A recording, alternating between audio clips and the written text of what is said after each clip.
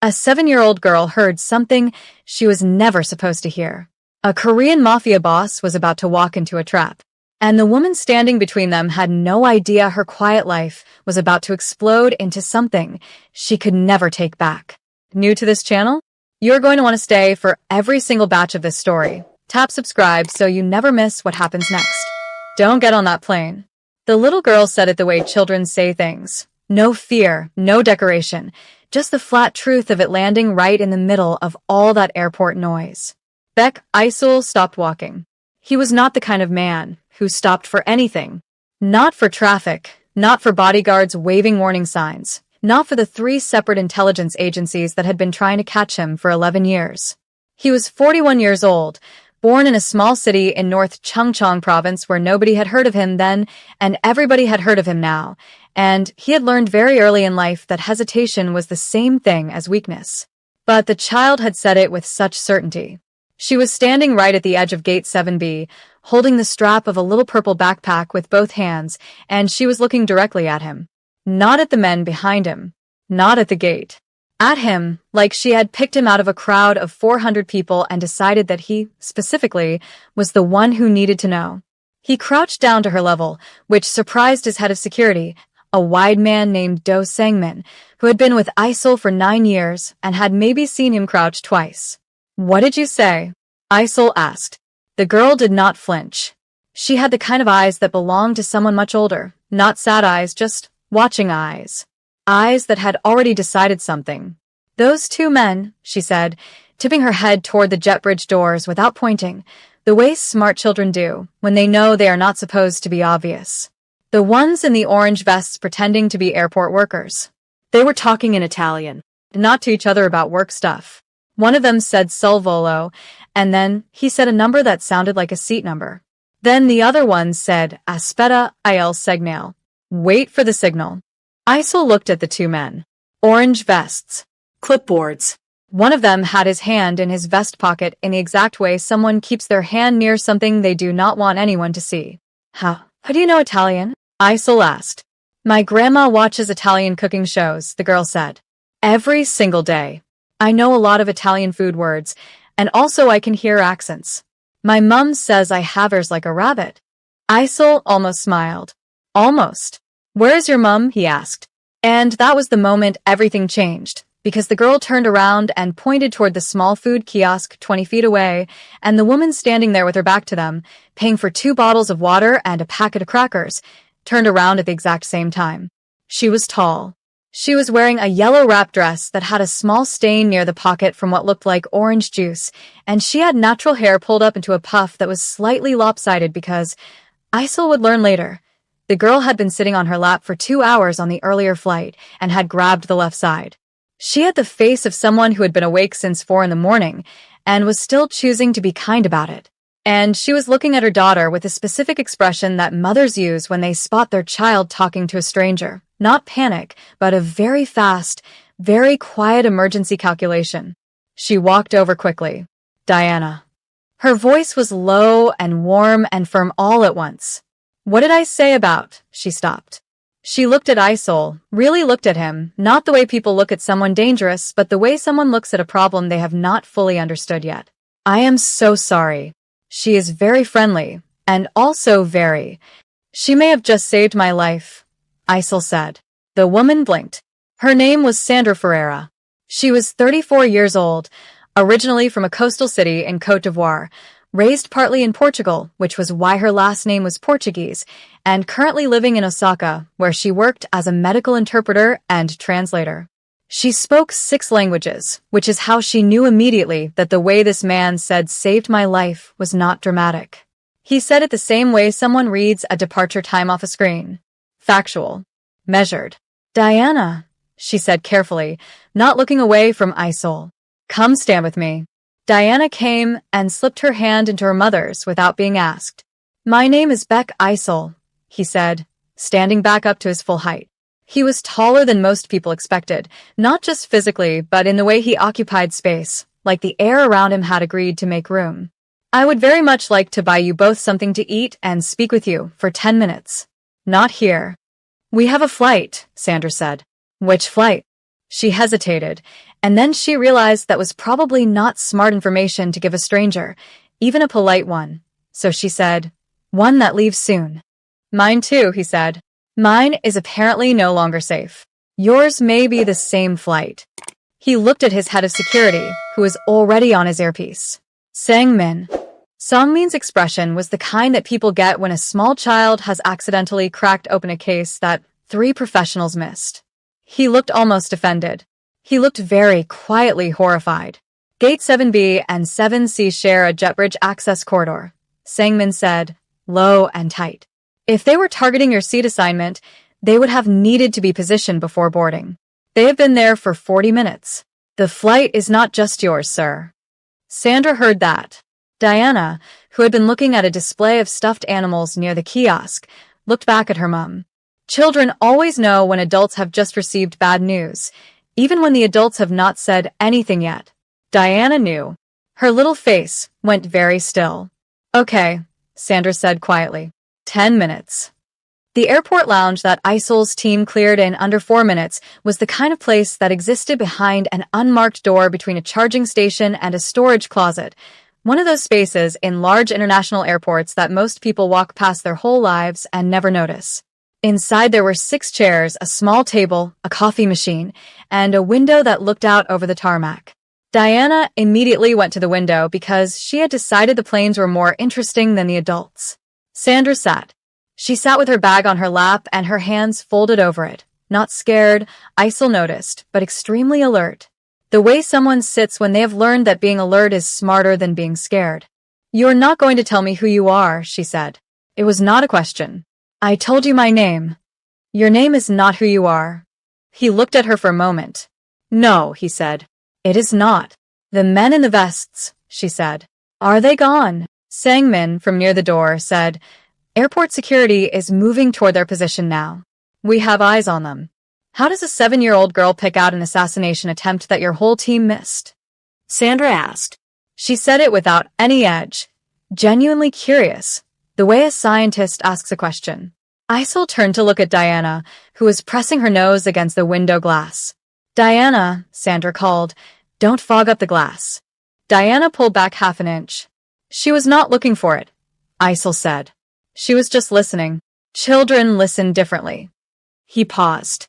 "My team was watching for threats that look like threats." She heard a language that did not fit and she paid attention. "She does that," Sandra said. There was something in her voice, pride, yes, but also something older. Something that sounded like a person who has carried a heavy thing for so long they have forgotten it is heavy. "She has always done that." "Her father?" Isol asked, and he asked it the way someone touches a bruise, not to hurt but to know. Sandra looked at him flatly. "Not part of our story." He accepted that. "Where are you going?" "Visiting family. My cousin is getting married." She tilted her head. "You? Business." "What kind of business?" "The kind that apparently needs Italian contractors at airports," he said, which was as close to the truth as he was going to go in this room with her daughter, right there. Sandra was quiet for a moment. Then she said, "Are we in danger?" "Right now." "Not later." "Right now." "I do not believe so." This was targeted. Specific. He nodded toward the tarmac. "But I would prefer if you and your daughter took a different flight." "We have tickets." "I can have different tickets arranged in 11 minutes. She looked at him. "You can have different tickets arranged in 11 minutes. "Yes." "To the same destination?" "To wherever you're going." She stared at him for a long moment and then she said, very quietly so Diana would not hear, "Who are you really?" Isol leaned forward slightly. "Someone who owes your daughter a very large debt." That was when Diana turned away from the window and said, with complete confidence, "Mum, that man is important, but I think he's sad." The room went absolutely silent.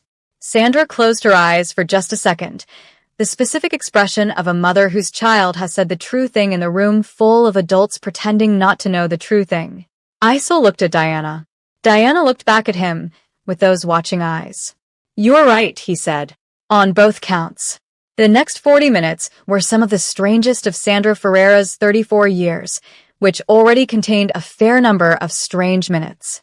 Isol's team confirmed that the 2 men in orange vests had been detained, carrying microtransmitters and a substance that airport security was currently being very quiet about. The original flight was grounded pending investigation. Every single passenger was rerouted. New tickets appeared for Sandra and Diana. Business class. Same destination, a coastal city in southern France where Sandra's cousin Precious was getting married in 4 days. Sandra looked at the tickets on her phone, then at Isol, then at the tickets again. "This is not something I can pay you back for," she said. "You already did," he said. Diana did. Then she did. He stood. His team was already moving. He was clearly a man who moved from one room to the next without ceremony, no lingering, no soft exits. Just a decision and then motion. But at the door he stopped. He turned back. "The wedding," he said. "Where exactly is it being held?" Sandra blinked. "Why?" "I ask too many questions," he said. "It is a habit." "It is," she agreed. Something crossed his face. So fast she almost missed it. And it might have been, if she was reading it correctly, something that resembled the earliest, most cautious version of amusement. Then he was gone. Diana watched the door close. Then she looked up at her mum. "He's going to see us again," she said. "Diana. I'm just saying." Sandra picked up the purple backpack. She handed Diana the crackers. She looked at the closed door for just a moment longer than necessary. "Finish your snack," she said. 3 days later, 200 miles south, a man who had not attended a wedding in 11 years found himself standing outside the gates of a chateau where white flowers were strung between every olive tree in sight, and he was wearing the exact wrong kind of jacket for it. And inside, someone was already wondering why the name on the guest list she had never seen before matched the face from the airport she had not been able to stop thinking about. Something was already beginning. Neither of them had agreed to it. That almost never matters. The chateau sat at the edge of a hill where the land tipped gently toward the sea, and if you stood at the right corner of the garden, you could see the water glittering out between 2 old cypress trees like something the world had decided to leave there just to remind you it was still beautiful. Sandra was not standing at that corner. She was standing near the dessert table, holding a glass of water, listening to her Auntie Blessing explain, for the 3rd time, that Sandra really needed to think about what kind of example she was setting for Diana by still being unmarried at 34. "Auntie," Sandra said patiently, "Diana is thriving. Thriving is not the same as having a father figure." "Mum," Diana said, appearing from nowhere with powdered sugar on her nose, "there's a man at the gate, and the flower lady is arguing with him, because he doesn't have a badge." Sandra turned. At the iron gate of the chateau's garden entrance, a man in a dark jacket was speaking in clipped, careful French to a very determined woman in a floral apron who was holding a clipboard like a shield. The man was not getting loud. He was not getting frustrated. He was just being very, very patient, the way a person is patient when they know patience is eventually going to win. It was Beck Isol. Sandra excused herself from Auntie Blessing, who immediately pivoted to tell the story to the nearest cousin instead. She walked to the gate. Isol saw her coming before she said anything. He turned from the flower lady with something that was almost relief, not the dramatic kind, just the quiet easing of a situation that had been slightly inconvenient. "You did not tell me this was a private chateau with badge requirements," he said. "You did not tell me you were coming," she said. "I had business nearby. In the south of France." It moved. She looked at him for a moment. The flower lady looked between them with great interest. "Let him in, please," Sandra said to the flower lady. "He is," she paused. "He is a guest." The flower lady, who had clearly been hoping for more drama than this, made a note on her clipboard and stepped aside. Isol came through the gate. He was wearing the wrong jacket. It was dark and perfectly fitted, but it was a city jacket, not a garden wedding jacket, and it made him look like someone who had made a decision very recently and not had time to reconsider the dress code. His 2 security men, a different pair than the airport, positioned themselves near the outer wall with the professional subtlety of people who were very bad at being subtle. "Your men are obvious," Sandra said, walking back toward the garden. "They know," he said, keeping pace beside her. They accept it as a personal failing.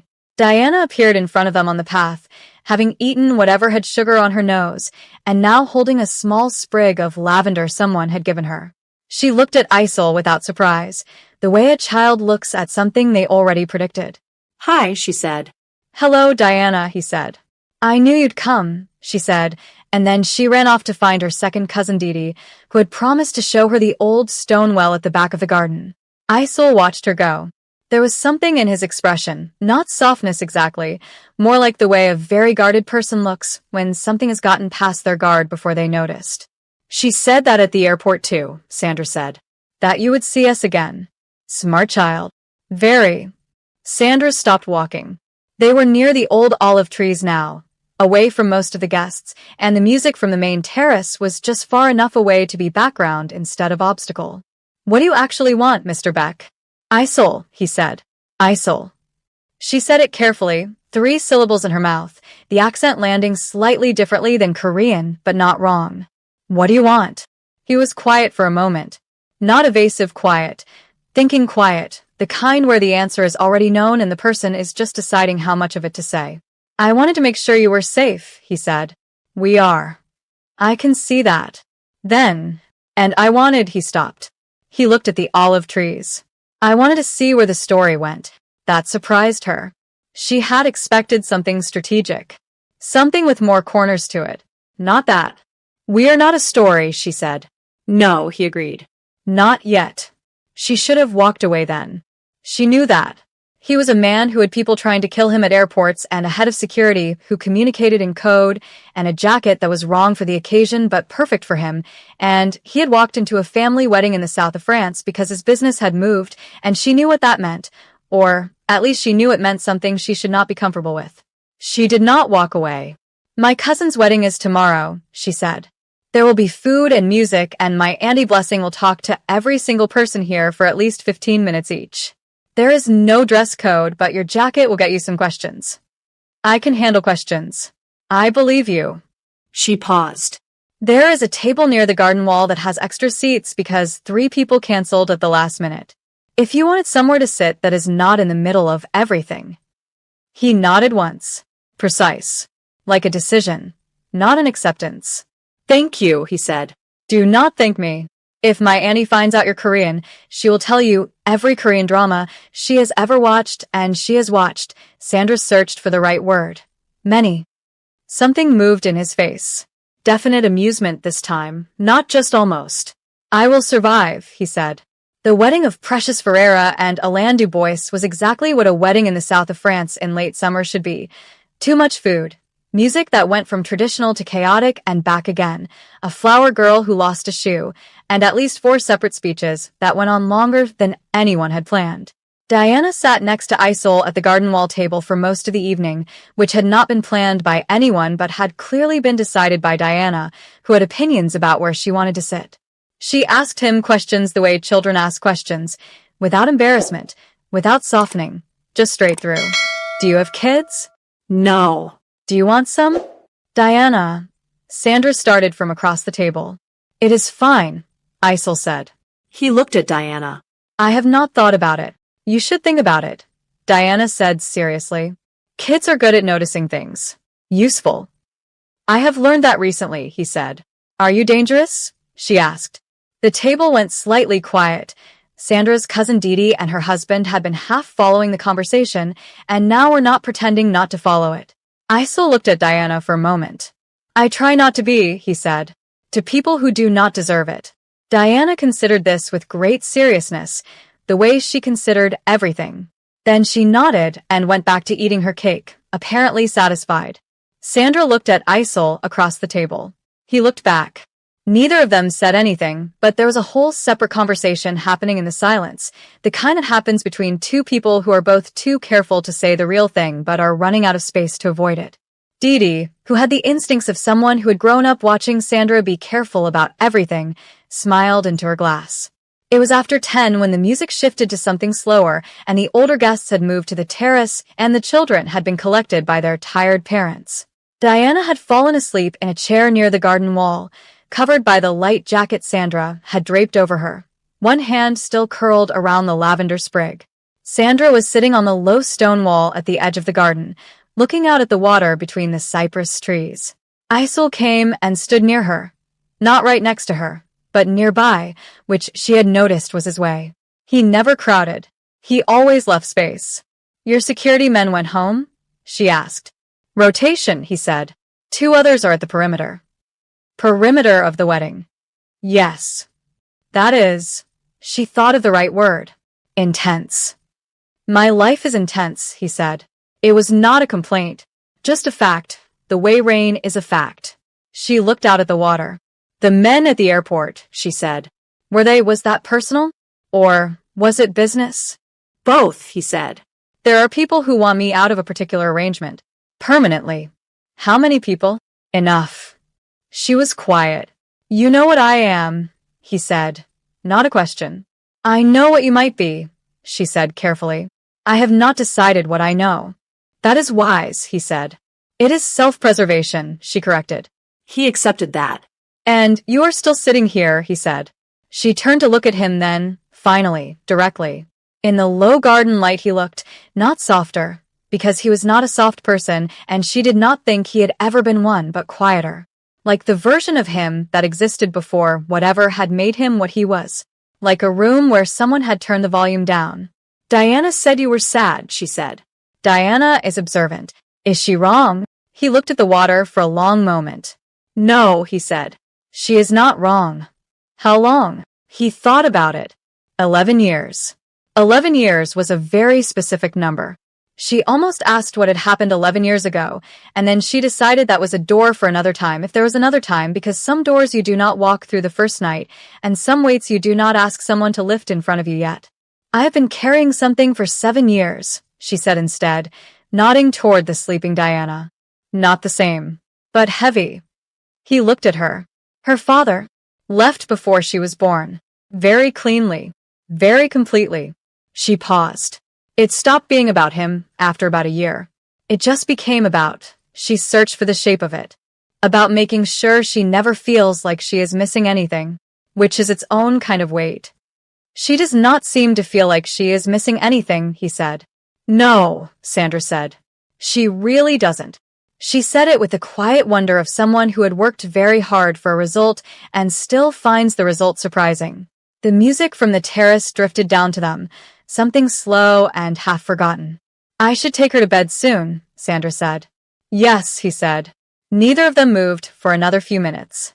Diana woke up just enough to walk, which she did with her eyes half closed and one hand to her mum's, and Sandra guided her up the path toward the chateau's guest rooms. At the inner door, she turned. Isolde was still standing at the edge of the garden, looking at the water between the trees. She almost said something. She decided against it. She went inside. She spent 20 minutes getting Diana into bed and then lay on her own bed in the dark, looking at the ceiling, thinking about a man who had walked into the wrong wedding in the wrong jacket because his business had moved, and thinking about the fact that she was not as unsettled by any of it as she should probably be. Her phone lit up. A message from a number she did not have saved. Safe travels tomorrow. Thank you for the seat at the wall table. She stared at it for a long time. Then she typed, How did you get this number? His reply came in under 30 seconds. You gave it to Sangmin at the airport for the ticket rerouting. She had. She had forgotten. She put her phone down, picked it up again. She typed, Diana says you are going to see us again. His reply, Diana is rarely wrong. She put the phone down for real this time. But she was smiling at the ceiling, which was inconvenient, and also, she was fairly sure, completely inevitable.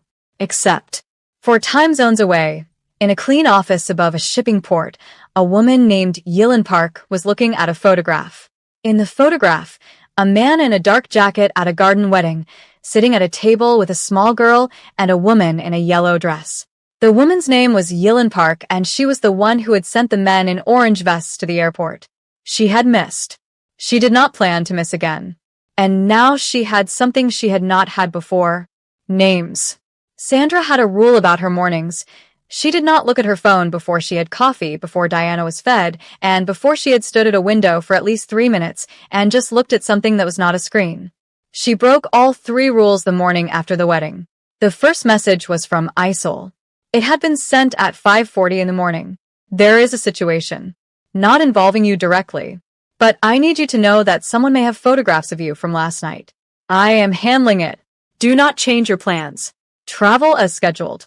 She read it 3 times. She read it the way you read something when your brain understands the words, but is waiting for the meaning to arrive in a more manageable shape. Then she went and got coffee, because she was not going to deal with this without coffee. Diana came patting in while Sandra was still staring at the mug, fully awake and already dressed because Diana had opinions about mornings.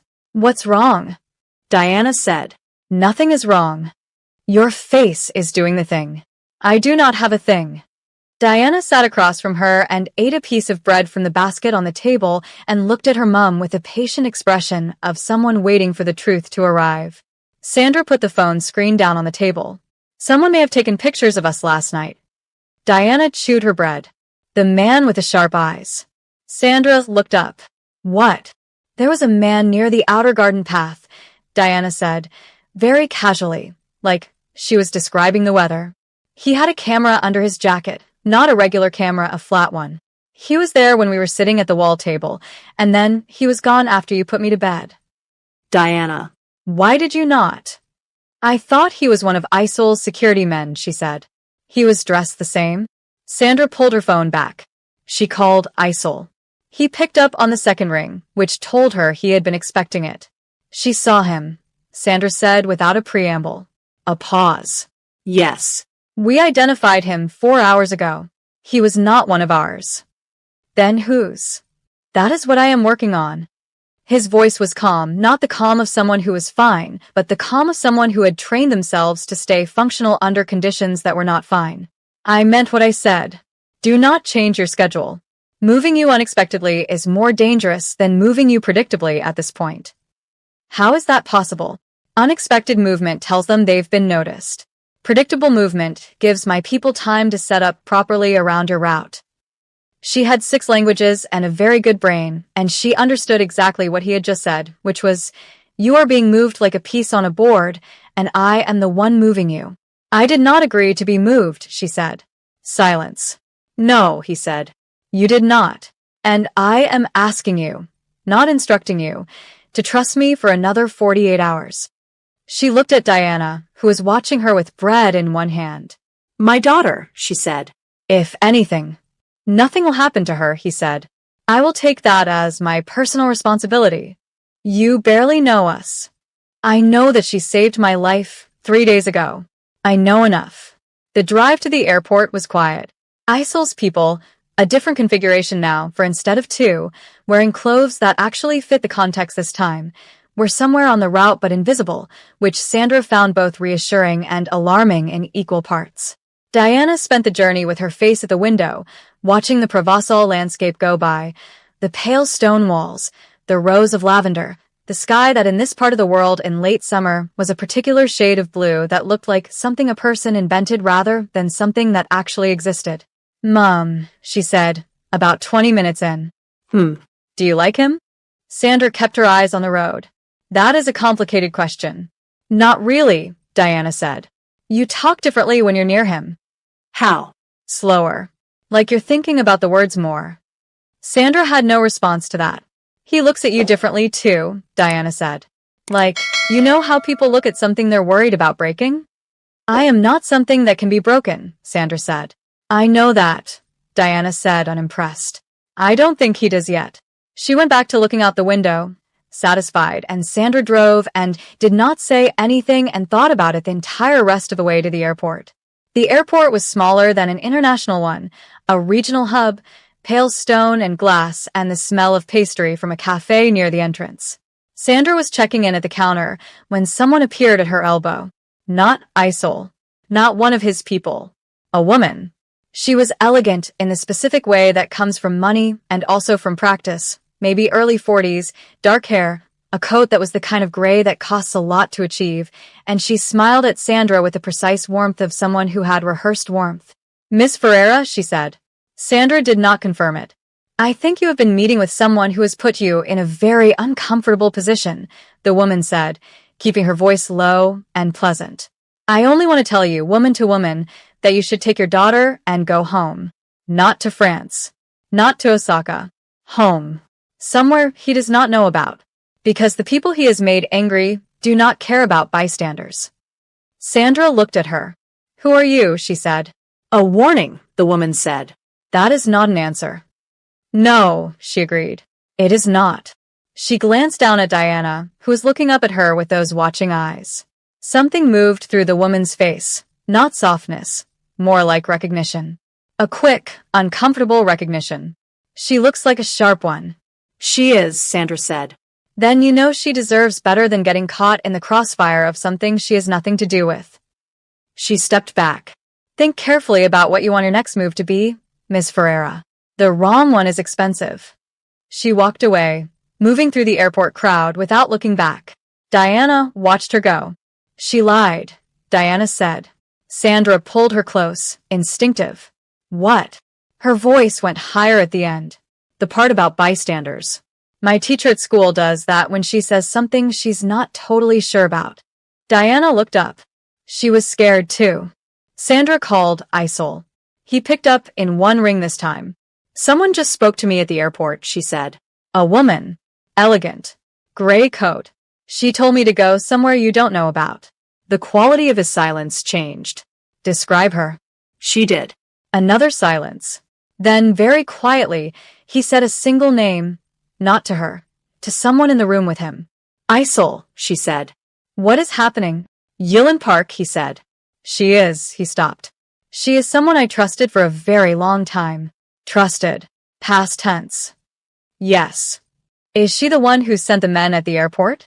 He did not answer right away, which was its own answer. Are we safe right now? Sandra asked. My people are 20 meters from you on your left and behind the coffee kiosk on your right, he said. You're safe. But I need you to listen to me very carefully. I am listening. Do not take your scheduled flight. You just told me. Things changed in the last 4 minutes. I am sending someone to you now. Please stay near the coffee kiosk.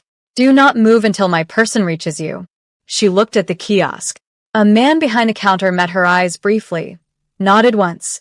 One of Isol's, she realized, had been there the whole time. She took Diana's hand. Okay, she said. What happened next was something Sandra would replay in her head for a very long time. Isol arrived himself. Not his person, him. In a car that pulled up to the regional airport drop-off zone 22 minutes after her call, which meant he had been closer than he had told her. Which meant he had been following their route. Which meant she decided to save that conversation for when they were not in an active situation. He came through the entrance quickly, not running, because running draws attention, but moving with a directional urgency that parted the crowd without him having to say anything to anyone. Sang-min was behind him. 2 others flanked wide. He found her by the kiosk. For a moment, he just checked her. Eyes moving from her face to Diana and back. A quick assessment. The kind you do when you are frightened and trying not to show it. You're all right, he said. It was not a question this time. It was a decision. I am annoyed, she said. But yes. Something in him eased, very slightly. Diana looked between them and then tugged Sandra's sleeve. Mum, she said. He was scared. Diana. It's okay to be scared, Diana told Isol directly. It means you care about something. Isol looked down at her. When did you become this wise, he said. I have always been this wise, Diana said. Adults just don't listen. The plan changed. The flight changed. Everything changed.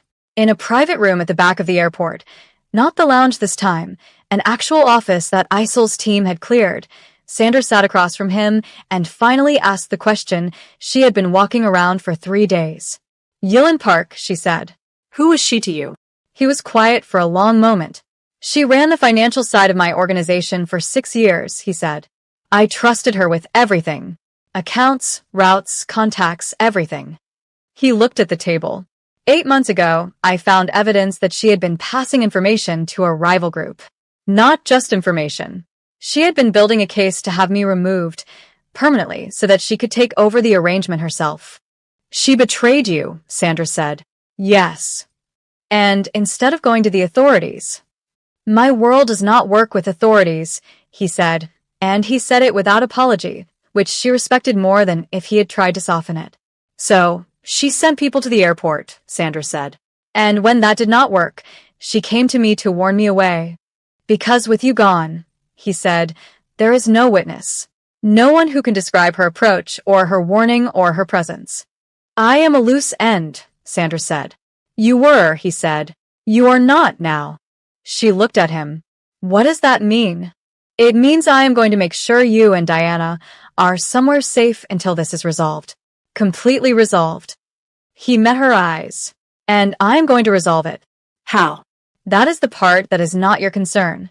It became my concern when your enemy put her hand on my shoulder in an airport, Sandra said, very calmly. He could not argue with that. I have people who handle this without violence, he said, carefully. Yillin's own documentation, the records she built to build her case, can be turned against her. She built a paper trail to take me down, and she did not realize I had already found it. He paused. Legal exposure. Financial ruin. That is the resolution. Without anyone getting hurt. Without anyone getting hurt. She held his gaze for a moment, measuring, the way she did with everything important. I need you to tell me one thing, she said. What? Are you the kind of person who, when this is over, walks away? Because that is, I can respect that. I can work with that. But I need to know which story this is. He looked at her for a long time. I do not know yet, he said. I have not allowed myself to think about what comes after for a very long time. That is honest, she said. You said you needed one thing. I gave you the honest version. You did, she said. She looked over at Diana, who had found a notepad and a pen somewhere and was drawing something with intense concentration, completely in her own world. 48 hours, Sandra said finally.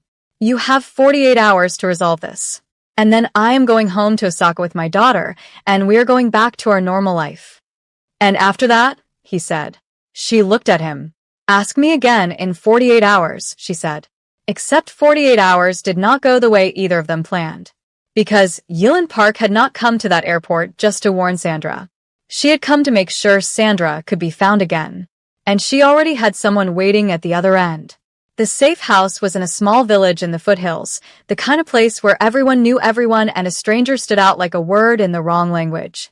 Isol's team had used it before, which was both reassuring and slightly worrying when Sandra thought about what used before might mean in this context. The house itself was old stone and blue shutters, with a garden that someone had once cared for very much, and that was now in the specific kind of overgrown that looks intentional from a distance. There were 3 bedrooms, a kitchen with good light, and a table in the garden where Diana immediately installed herself with her notepad. Sangmin had arranged food. Real food, not airport food, not catered wedding food, actual cooked food. And Sandra had cooked with Diana for an hour because movement was better than stillness and familiar things were better than unfamiliar ones, and she needed her daughter to feel like this was an adventure and not a problem. Diana seemed to feel it was both, which was accurate. Isol worked from the front room.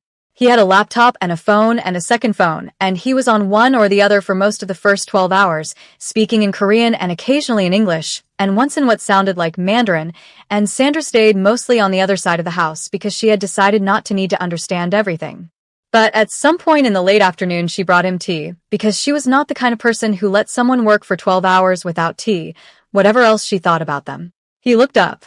She put the mug on the table next to the laptop. How is it going? She said. Slowly, he said. And then it will go quickly. That is how it always is. Diana made the tea, she said. I supervised. She is very serious about it. He looked at the mug. Then he picked it up and drank and said, It is good. I will tell her. Sandra turned to go back. Sandra. She stopped. Sit, he said. For a few minutes. I need to, he stopped. Started again. I need to think out loud. And you are, a pause. You think clearly. Clearly enough to push back when I am wrong. She sat. What is the problem? She said. Yilin has a contact, he said. Inside my organization. Someone who is still giving her information. She knew the flight. She knew the seat number, the specific seat, not just the flight, which means she knew what I booked after she was already gone. Only 5 people knew that. I have narrowed it to 2. He turned the laptop so she could see it, not names, just a diagram, boxes connected by lines, the shape of a network. Both are people I have known for years. One of them has been with me since before I built any of this. The other came in later but has performed without failure for 4 years. Can you narrow it further? She said. The information about the seat number was shared 12 hours before the flight.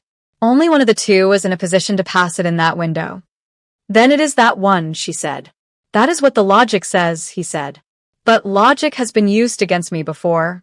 Yilin is smart enough to make one person look guilty to protect another. So you're stuck between trusting the logic and trusting your instinct, she said. Yes. Which one are you leaning toward? He was quiet. My instinct says the older one, he said. The one who has been with me since the beginning. Because he stopped.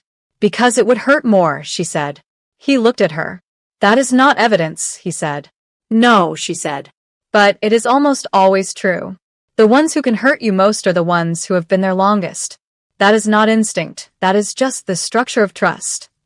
She looked at the diagram. What does the older one have to gain? What would make someone who has been loyal for that long change? He thought about it. Money, he said. Or a threat they did not come to me with. Yilin is capable of both. If it was a threat, Sandra said, they may not have had a choice. Which changes things. He looked at her like she had said something unexpected. In my world, he said slowly, there is always no choice until there is a choice, she said. I am not telling you to forgive it. I am saying there is a difference between someone who sold you and someone who is terrified into it. One of those is a decision you make going forward. The other is a conversation. He was quiet for a long time. You are not what I expected, he said. What did you expect? I do not know. A pause. Someone more frightened. I have been frightened since the airport, she said. I am just not interested in performing it. She stood. Find the right answer. Not just the logical one. She went back to the kitchen.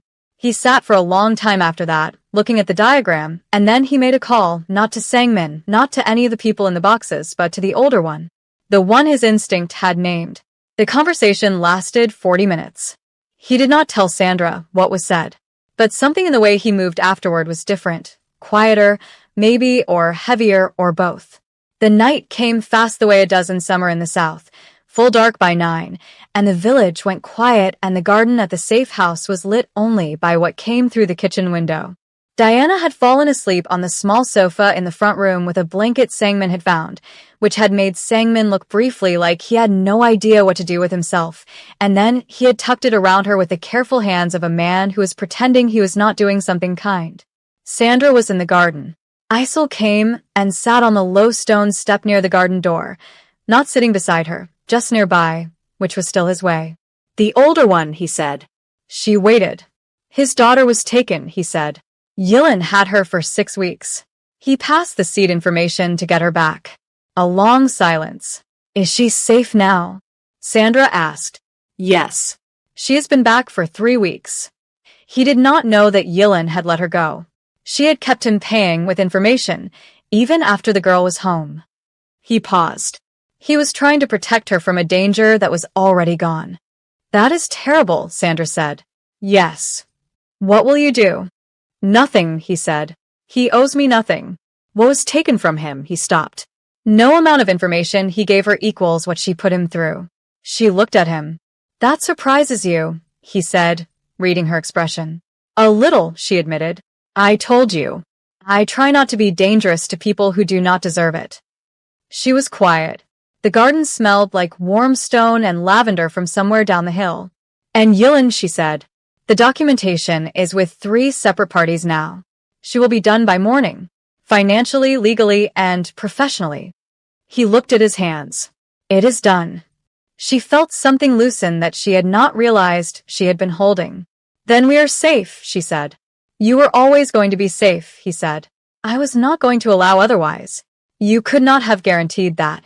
I know, he said. But I was going to try until I could not anymore. That is the best version of a guarantee I know how to give. She looked at him for a moment.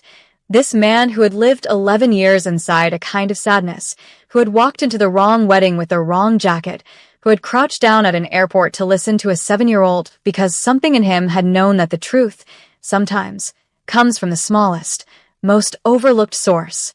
What happened 11 years ago, she said. She had held off on asking. She had decided it was a door for another time.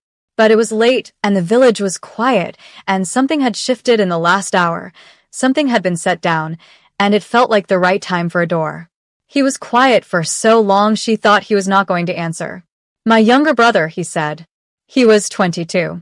He wanted nothing to do with what I had built. He was in university, architecture. He was going to build things. Good things. He stopped. A rival group used him to get to me. He survived. Barely. He looked at the dark garden. I made choices after that. Very fast choices. The kind you do not get to take back. He paused. He is alive, and he does not speak to me, and I do not. Another pause. I do not blame him. Sandra said nothing for a moment. "And you have been carrying that for 11 years, she said. "Yes." "Has it made you safer?" she said. "The choices you made. Faster, sharper. Has it worked?" He thought about it honestly. "Yes," he said. "And no. I am harder to reach now. But the people around me are still in danger. Today proved that." He paused. "A 7-year-old girl is in my safe house because of what I built."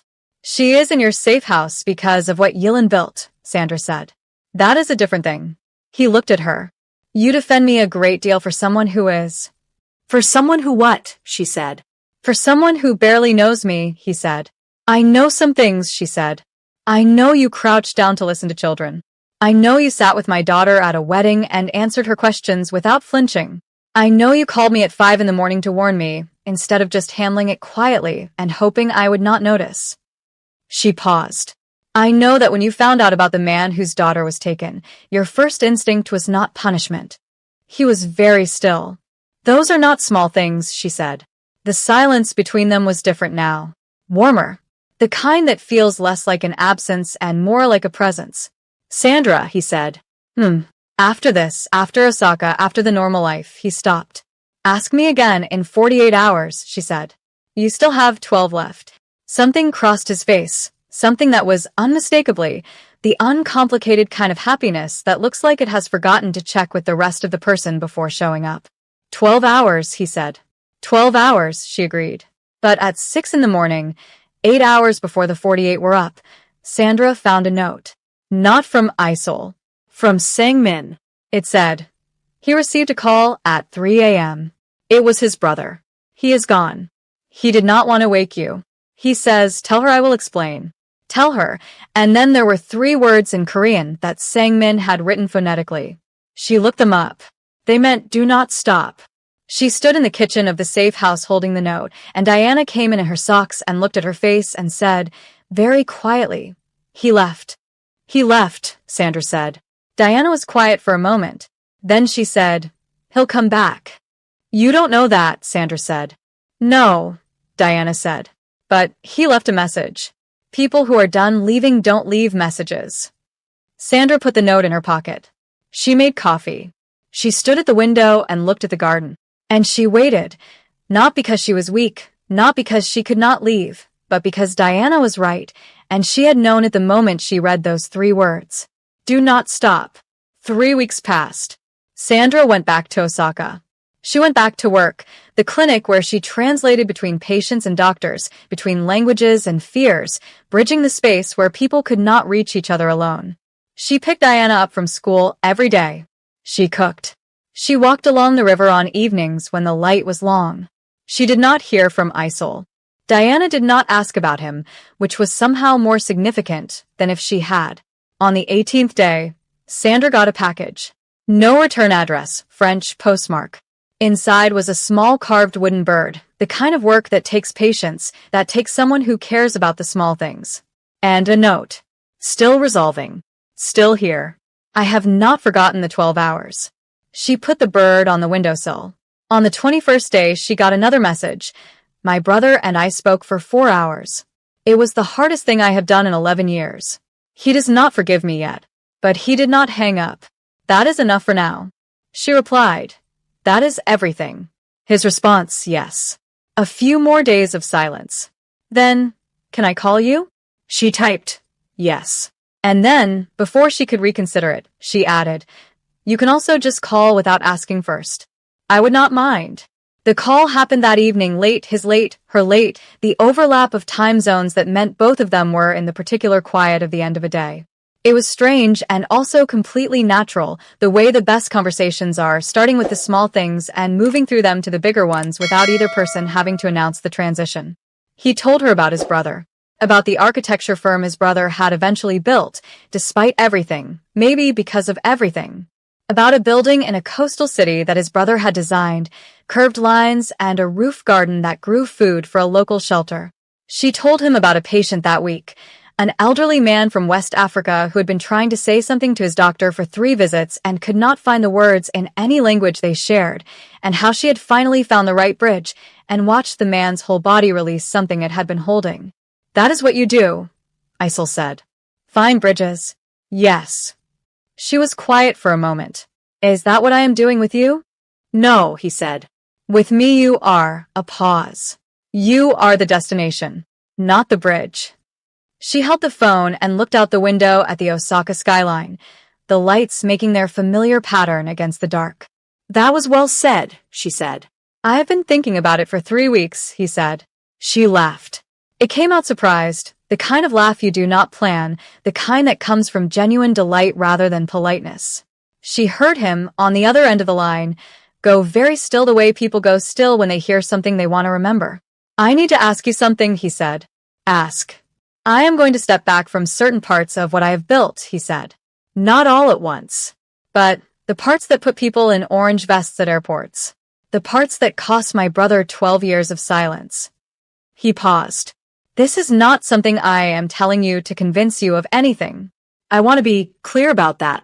I am telling you because it is true, and because I think you should know who I am becoming, not just who I have been."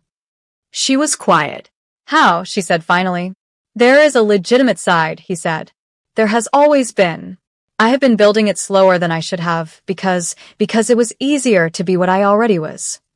Another pause. "It is not going to be quick." "No," she said. "It is not. But I have started." She believed him. She did not know exactly why. She had 6 languages and a very good brain, and she had also met enough people to know the difference between a decision and a performance, but she believed him. "Diana would want to know," she said. A silence, then. "Can I tell her myself?" "You want to call a 7-year-old to explain your ongoing life changes." "She deserves to know. She is involved." She was the beginning of this. Something in Sandra's chest did a thing she had no precise word for in any of her 6 languages, which was its own kind of interesting. "She gets home from school at 4, Sandra said. "She likes to have a snack first. Call at 4:30. The call at 4:30 lasted 32 minutes. Sandra sat in the kitchen and pretended to read something while Diana sat cross-legged on the sofa with the phone on speaker, completely focused, nodding at things, asking follow-up questions with the precision of a 7-year-old who has decided something matters. At the end, Diana said, "Okay, I think you should come visit." Sandra looked up. "Diana," she started. "Mom wants you to come visit," Diana said. She just doesn't know how to say it without making it sound complicated. A brief silence from the phone. Then Isel said, in a very careful voice, "Does she?" Sandra put her head in her hands. "Yes," Diana said, deeply satisfied. She put the bird on the windowsill. Another silence. "Diana," Sandra said, "could you possibly—" "The bird," Isel said. "She put it right in the middle," Diana said. "Not to the side. The middle." "I see," he said. Sandra looked at the windowsill. The bird was, in fact, exactly in the middle. She had not consciously chosen the middle. Or she had, and she had not admitted it. 4:30, Isel said. "Good time for a visit. After snack, before dinner," Diana confirmed. "That can be arranged." Diana looked at her mum with the expression of someone who has completed a task and is expecting acknowledgement. Sandra pointed at the phone. "Say goodbye." "Goodbye," Diana said to the phone. "Also, I'm glad you and your brother talked." A pause. "Me too," Isel said quietly. He came 3 weeks later. He came with Sangmin, who was apparently never not there, and he came in a jacket that was, this time, entirely appropriate to the occasion, which Sandra noticed and which he noticed her noticing, and they both said nothing about it, which was its own small exchange. Diana showed him the river walk. She showed him where to get the good taiyaki, the ones shaped like fish with the bean paste in the middle, and she showed him the school where she went, and the corner where she waited for her mum every afternoon, and the spot along the river where the light came in a certain way in the evenings that she had decided was her favorite place in the city. Isel walked through all of it with the focused attention of someone who was trying to understand something that mattered, not just observe it. Sandra walked beside him and thought about 11 years and 7 years and the way time can carry a person so far from themselves that they forget where they were trying to go. She has built a whole world, Isel said, quietly, watching Diana run ahead to find Sangmin, who had somehow become her second favorite walking companion. Yes, Sandra said. In a city she chose. We chose it together. She was 3. Her criteria were somewhere with good fish. A pause. She was very specific about the fish. He did not quite laugh, but something in him did the equivalent of it, which she was starting to recognize. You built all of this, he said. On your own. Yes, she said. It was not pride, or not only pride. It was just the truth. Then you already know how to do the hard part, he said. The building part. When things do not look finished yet. She looked at him. Are you referring to a building or to yourself? She said. Both, he said. She looked at the river. The evening light was doing what evening light does along that stretch, something between gold and bronze, catching the water, making the ordinary version of the city look like the extraordinary version. I need you to understand something, she said. Tell me. I am not someone who waits for a person to become something. I am not. She searched for the right shape of it. I am not a project, and I do not take on projects. If you are still in the middle of becoming something, I can respect that. I can even walk alongside it. But I will not carry it. That is your weight to carry. I know that, he said. Do you? You told me at the safe house, he said. You said it is your weight to carry. I have not forgotten. She had not realized he had taken that in so precisely. Good, she said. I am not asking you to carry anything, he said. I am asking, he stopped. Started again. I am asking if there is a version of this where we figure out what comes next. Together. Without one of us waiting for the other to be finished. She was quiet for a moment. Diana would say yes, she said. Diana has already said yes, he said. She said it approximately 12 minutes ago, while showing me the taiyaki shop. Sandra looked at her daughter, who was now attempting to teach Sangmin something, impossible to know what, with the energy of a person who has unlimited confidence in their ability to teach. She really does not leave room for uncertainty, does she?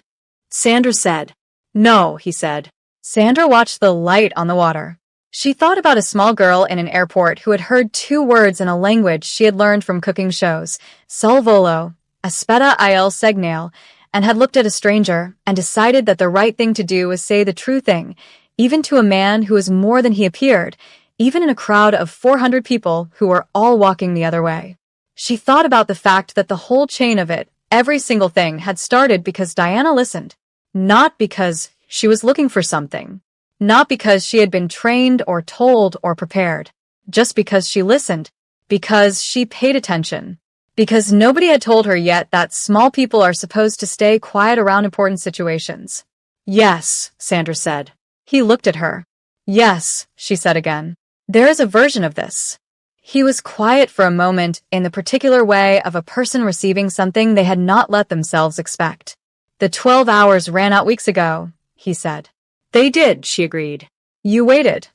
I am a translator, she said. I know how to wait for the right word to arrive.